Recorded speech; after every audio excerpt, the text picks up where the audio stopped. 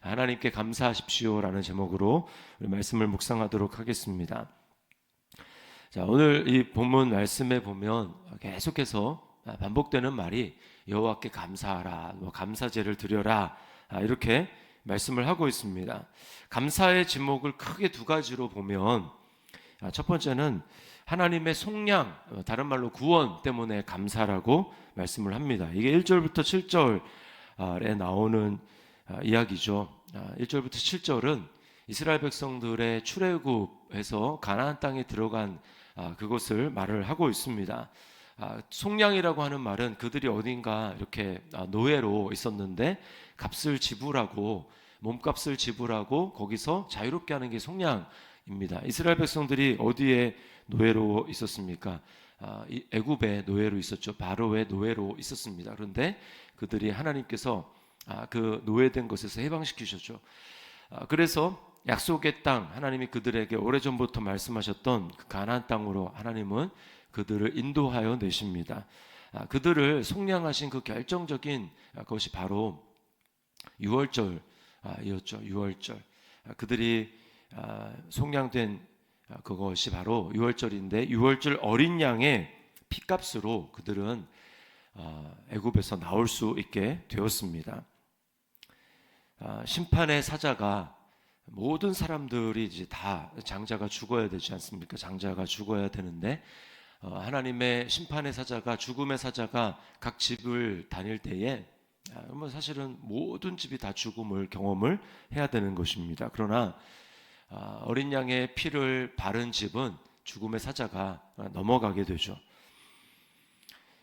그래서 그 어린 양의 피 안에 있는 모든 가족들은 그들이 부자거나 가난하거나, 아니면 많이 배우거나 배우지 못했거나, 또 어떤 장애가 있거나 장애가 있지 않거나, 또 나이가 많거나 적거나, 모든 상관없이, 또 그들이 심약하거나 또 강한 사람이거나 상관없이 그 어린 양의 피를 바른 그 집 안에 거하고 나가지 않으면 그들은 다 구원을 받았습니다. 그리고 결정적인 그 유월절 어린 양의 피로 말미암아 그들은 이제 애굽에서 나갈 수 있게 된 것입니다.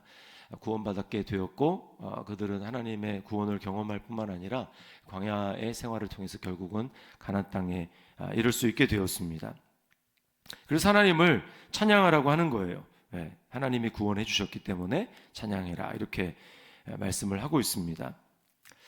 이게 이제 우리에게 가장 큰 감사의 제목이죠. 우리도 죄와 마귀의 권세 가운데, 흑암의 권세 가운데 우리는 영원한 사망에 놓여 있는 사람들이었습니다.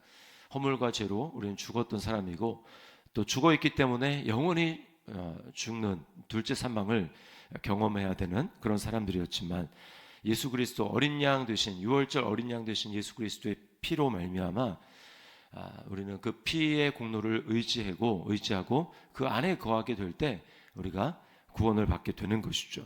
이게 바로 가장 큰 감사입니다. 가장 큰 감사. 그리스도 안에서 나의 존재가 영원히 바뀌었다, 하나님의 영원한 자녀가 되었다라고 하는 것이 가장 큰 감사고, 우리가 이 땅에서 어떠한 조건에 있든지 간에 이것이 가장 큰 감사요, 하나님 앞에 찬양하게 되는 것입니다. 오늘 이 새벽에 다른 감사의 제목들도 많이 있지만, 그러나 가장 큰 감사인 이 구원의 감사, 어린 양의 피로 구원받은 이 감사를 다시 한번 하나님 앞에 뜨겁게 드릴 수 있는 우리 모두가 될 수 있기를 주님의 이름으로 축원합니다. 두 번째가 고난에서 건지시는 감사예요. 어떤 여러 가지 고난의 상황에서 건지심을 감사할 수 있습니다. 이게 이제 오늘 9절부터 22절 읽었던 거기에 해당되는 말씀입니다. 고난을 당하는 이유를 여러 가지로 할 수 있겠지만, 가장 근원적인 이유는 뭐냐? 이제 그들이 하나님의 말씀을 거역하는 것 때문입니다. 하나님의 말씀을 거역하는 것. 자, 10절 말씀에 이렇게 얘기를 하죠. 사람이 흑암과 사망의 그늘에 앉으며 곤고와 쇠사슬에 매임은, 11절에 하나님의 말씀을 거역하며 지존자의 뜻을 멸시함이라. 또 17절은 이렇게 얘기합니다. 미련한 자들은 그들의 죄악의 길을 따르고 그들의 악을 범하기 때문에 고난을 받아. 이렇게 얘기를 합니다. 똑같은 말이죠. 죄악의 길을 따르고 악을 범하는 것, 왜 그렇습니까? 말씀을 거역하기 때문입니다. 멸시하기 때문입니다. 하나님 말씀이 우리에게 구체적으로 이야기를 하지만 내가 그 말씀에 마음을 두지 않고 내가 하고 싶은 대로 살아가기 때문에 결국은 우리가 고통을 당하는 것입니다. 길이 아닌데 하나님께서 우리 인생 가운데 너희는 이런 길로 다녀라 라고 말씀하신 우리의 영혼이 다녀야 될 길에 대해서 성경은 말씀을 하고 있습니다. 수많은 말씀을 하고 있죠. 그러나 우리가 이 정도는 괜찮아.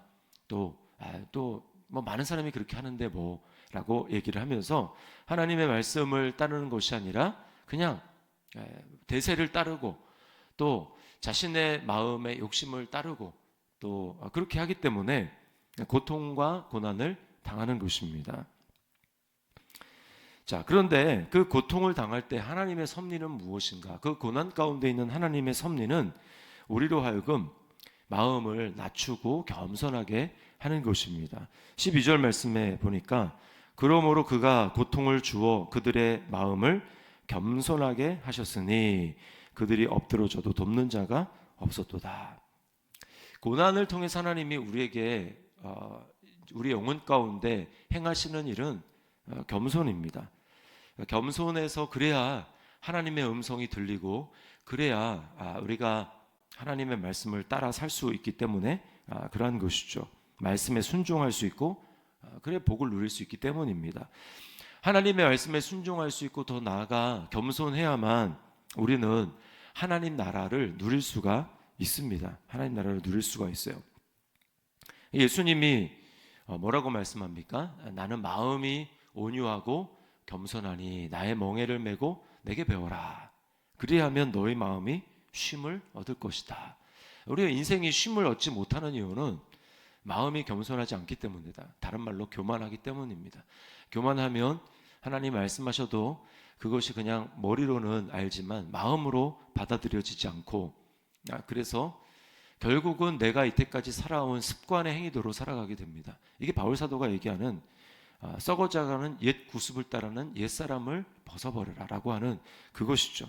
그러나 우리가 그것에 대해서 뭔가 아니다라고 하는 것을 알기 전까지는 계속해서 그렇게 살 수밖에 없어요. 그러나 그 영역에서는 하나님의 뜻, 하나님의 복을 누릴 수가 없기 때문에 하나님은 우리 인생 가운데 모든 영역에서 예수님처럼 살고 예수님처럼 하나님의 온전한 복을 누리기를 바라셔서 이제 점점 구원받으면 그것을 다루시는 것입니다. 그래서 겸손하기를 원하시는데 겸손하지 않으니까 하나님께서는 우리에게 고난을 허락하십니다. 자, 그래서 하나님이 고난 가운데 우리를 건지시기 위해서 하신 일이 바로 20절 말씀에 보니까 말씀을 보내준다 이렇게 얘기를 하죠. 그가 그의 말씀을 보내어 그들을 고치시고 위험한 지경에서 건지시는도다. 오직 예수님만이 그렇기 때문에 우리를 여러 고난에서 구원하실 수가 있습니다. 또 예수님은 겸손하신 그 이유가 이제 계속 말씀을 드리지만 자신의 뜻이 아니라 아버지의 뜻을 온전히 따르셨기 때문에 그렇습니다. 하나님의 의를 이루셨죠. 십자가로. 그래서 마태복음 5장 5절 말씀에 보면 산상수훈에 이런 말씀이 있습니다. 마음이 온유한 자는 복이 있나니 그들이 땅을 기업으로 받을 것이며 라고 하는 말씀이 있어요. 자, 거기 땅은 눈에 보이는 뭐 부동산이 아니라는 거 다 알잖아요. 땅이 뭡니까? 땅이 하나님 나라를 이야기를 하는 겁니다. 하나님 나라. 마음이 온유한 자, 온유와 겸손은 항상 같이 갑니다. 성경에서. 그래서 마음이 온유한 사람, 그래서 정말 하나님의 뜻을 내 뜻이 아니라 하나님의 뜻을 전적으로 사모하고 구하고 그렇게 살아가는 사람, 그 사람이 뭐예요? 하나님 나라를 누린다. 하나님 나라에 들어갈 수 있다. 그래서 하나님이 이 광야에서 이스라엘 백성들을 훈련시킨 것은 다른 것이 아니라 이 겸손의 훈련입니다. 그들의 마음이 교만하고 하나님 말씀을 따르지 않기 때문에 하나님은 물이 없는 환경 또 먹을 것이 없는 그런 환경 가운데 보내서 날마다 하나님이 만나를 주어서 그들이 하나님 말씀대로 그렇게 행하나 행하지 않나 하나님 그걸 보신 거죠.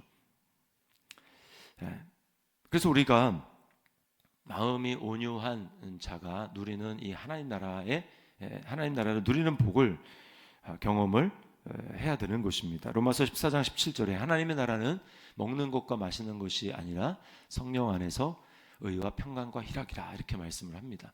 성령 안에서 날마다 내가 내 마음이 하나님의 의를 누리고 또 평강을 누리고 기쁨을 누리는 삶, 이게 바로 하나님 나라를 누리는 거죠. 하나님께서는 고난을 통해서 우리가 이런 사람이 되기를 바라시고 그래서 우리에게 고난을 허락하시고 그런 사람으로 가는 것입니다.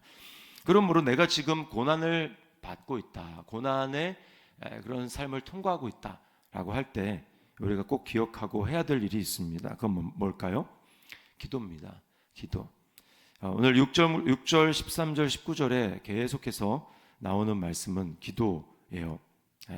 13절 한번 볼까? 13절에 이에 그들이 그 환난 중에 여호와께 부르짖음에 그들의 고통에서 구원하시되, 또 21절, 22절도 똑같이 그렇게 말을 하고 있습니다. 너희 중에 고난당하는 자가 있느냐? 그는 기도할 것이요 라고 말씀을 합니다. 자, 그런데 그때 어떤 태도로 기도하느냐가 매우 중요합니다. 기도를 하는데 어떤 태도로 기도할 것인가? 그것은 감사하는 것입니다. 하나님의 선하심과 인자하심, 나에게 고난을 허락하셔도 이것은 나를 미워하시기 때문이 아니라 나를 사랑하시고 또 나에게 은혜를 베푸시기 위해서 결국은 그렇게 하신다라고 하는 것을 기억하는 것이죠. 자, 그래서 오늘 제일 많이 나오는 게 감사라는 거예요. 1절에 여호와께 감사하라 이렇게 나오죠. 15절에도 여호와의 인자하심과 인생에 행하신 기적으로 말미암아 그를 찬송할지로다. 21절 여호와의 인자하심과 인생에 행하신 기적으로 말미암아 그를 찬송할지라다. 22절 감사제를 드리며 노래하며 그가 행하신 일을 선포할지로다. 네, 하나님이 결국 이 모든 일을 통해서 우리 입술에서 받기를 원하시는 것은 나를 구원하심에 감사, 또 나를 빚으셔서 결국 이 땅에서 하나님 나라를 더 충만하게 누릴 수 있도록 나를 이끌어 가심에 감사. 그래서 우리가 고난할 때에 하나님 앞에 감사하고 또 찬양하고 기도해야 할 것입니다. 이제 고난을 통과하며 고난 때문에 그렇게 할 뿐만 아니라 이제는 매일의 삶 가운데 하나님 앞에 우리가 그렇게 삶을 살아가야 하는 것입니다. 오늘의 말씀을 기억하면서 내 삶 가운데 오늘 하루를 하나님 앞에 성령 안에서 하나님 나라를 누리며 의와 평강과 기쁨을 누리며 또 하나님 앞에 감사로 영광 올려드리는 복된 하루가 될 수 있기를 주님의 이름으로 축원합니다.